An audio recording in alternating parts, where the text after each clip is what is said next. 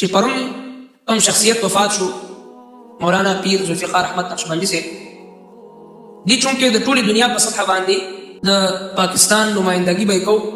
بین الاقوامي چې کله د انجینرانو مقابله به وه، د هغوی ورکشاپ به و، نو د پاکستان د نماینده په طور باندې به ذوالفقار احمد نقشبندي رحمه الله دی بتلو. په خپله باندې فرمایي چې یو ځل خپل کتاب کې لیکلی چې په امریکا کې د ټولو مذاهبو یو مشترکه بین المذاهب یو کانفرنس شو، یهودیانو، عیسایانو، تمام مذاهب ول هغې کې موجود وو. وایي د اسلام د طرف نه د نمایندګۍ دپاره زما د نوم انتخاب وشو. وایي چې زه هلته فرمایي چې زه هلته لاړم،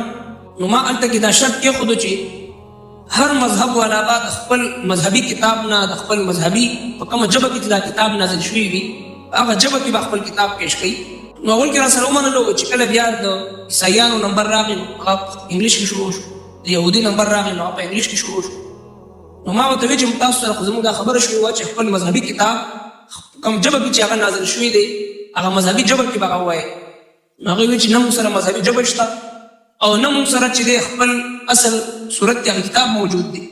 بلکې په هر ښار کې جدا بایبل دی، په هر ښار کې جدا تورات دی، په هر ښار کې جدا انجیل دی او د هر ښار هغه مختلف دی د یو بل نه. فرمایي چې بیا خلک زما نمبر راغی، ما ورته د سورې فاتحه تلاوت وکړو او تلاوت نه بعد د دې تفسیر او تشریح چې ما ورته بیان کړو د هغوی سترګې پړو پاتې شو، چونکې دته الله تبارک وتعالی ډېر لوی شخصیت ورکړو. فرمایي چې یو ځل په جهاز کې یو کس راغی ما ته وایي چې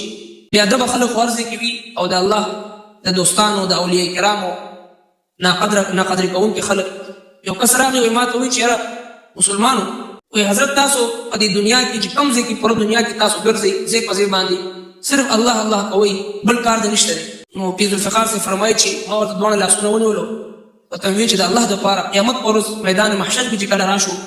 دغه ګواهي د الله تعالی په مخ کې ته دا ګواهي ورکړه چې ده په دنیا کې د الله الله کول نه بغیر بل کار نه. ټوله دنیا کې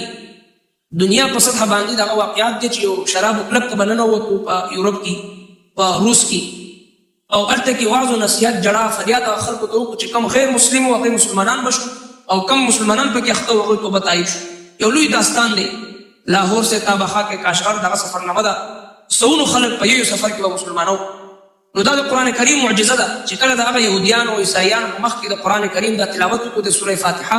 او د هغې تفسیر بیان کړو، د هغې سترګې په لو پاتې شو. دا د قرآن کریم معجزه ده. په هر دور کې الله رب العالمین په لکونو تعداد کې حفاظ، قراء، علما، عام مسلمانانو په زړونو کې د قرآن یو لویه حصه محفوظ وي. داسې مذهب او داسې کتاب دا په بل مذهب کې او په بل دنیا کې چا سره نشته.